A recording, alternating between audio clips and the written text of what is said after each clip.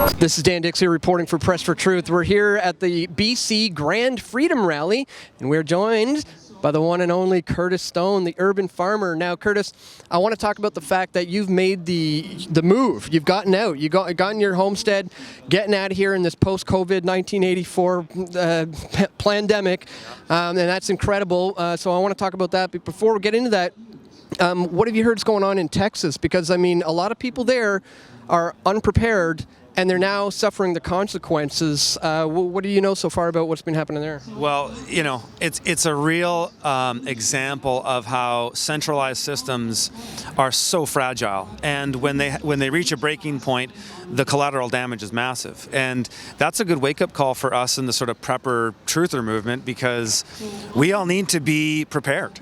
We need prepared for things like this. Not saying that this could happen here right away, who knows? But the point is look at the damage that's done when that happens. And so, do you want to be one of those people in the city and you're in the bread line? You know, do you want to be there? Probably not.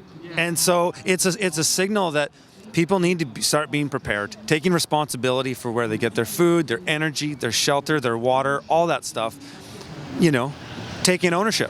Now, we've discussed this very thing 3 or 4 years ago in a video explaining to people the importance of growing their own food and learning how to do that. Had they have, you know, listened to us, they'd be far better off today than some of them. But there's still time for them to listen now. So tell us a little bit about the homesteading move that you've recently made, what that took, and what you're now doing on the farm. Yeah. So it took many years to get to a point where I could do it. I've been, you know, on this journey of learning farming and sovereignty and all these kinds of things for 12 years, and it's taken me that long to have the resources and skills that I could do that kind of thing. So, you know, just going and buying land right away isn't necessarily a solution if you don't know what to do with it. So it's taken me a lot of time to do that, but we found 40 acres deep in the country, and this year we're installing a 15 kilowatt solar array with about 60 kilowatts of batteries, putting in a little mini half-acre farm with greenhouses, building a Passive Solar home, a Passive Solar greenhouse, putting in a big water system, a tower water system on the land, irrigation, you name it, doing everything in one go. And I'm documenting the whole thing, actually, and put it all on my membership site, fromthefield.tv. Yeah, so you've done this stuff with the land in the perfect timing, because of just how far the world has fallen apart in such a little time. What do you make of the fact that not even just 11 months ago, you know, we could just live normal lives, and the fact that everything's been taken away in such a little time? I mean, could you have ever seen this coming? No, but in a way I'd been preparing for it for the last 10 years. I didn't think that something could happen so fast. And it all started with toilet paper, right? That's the thing that was so amazing about it.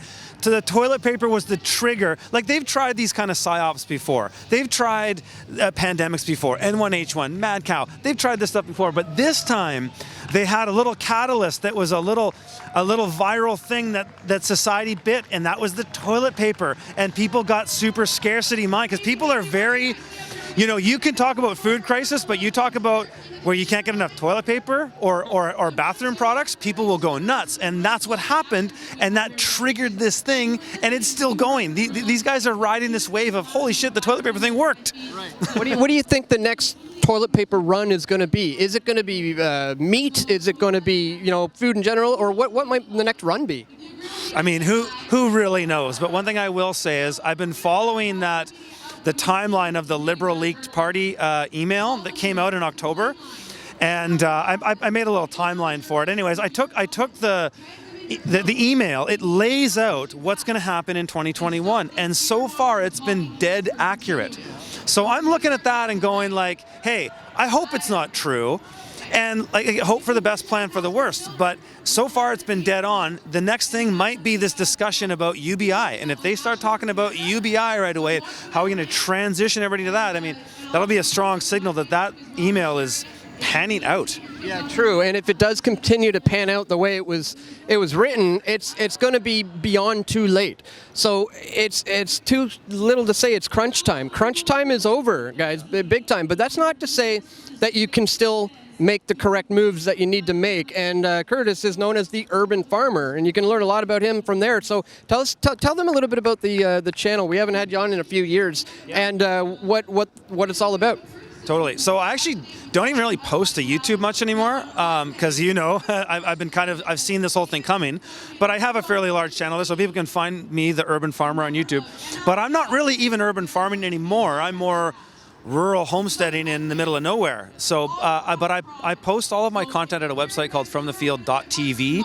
It's basically just a members platform where I post a lot of content, and I have other content creators in there too. It's all about regenerative agriculture, living on the land, alternative energy, just alternative ways of living. Yeah.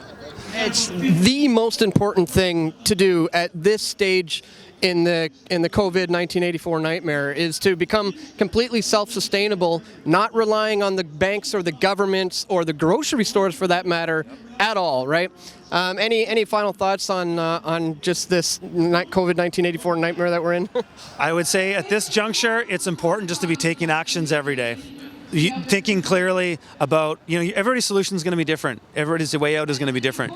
But just taking action and every day making decisions on important things that are going to get you into a better scenario, to not be down here when they lock down the highways and they turn it into who knows what. But you don't want to be waiting in the breadlines for that. Think about this year and what you got to do to have an alternative plan, a getaway plan, a bug out bag, a place to go.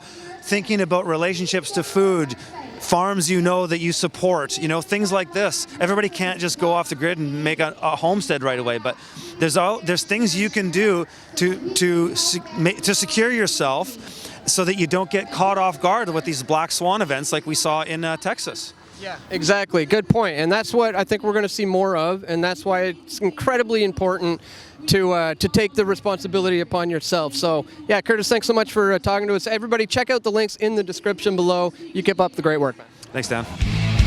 We all want truth.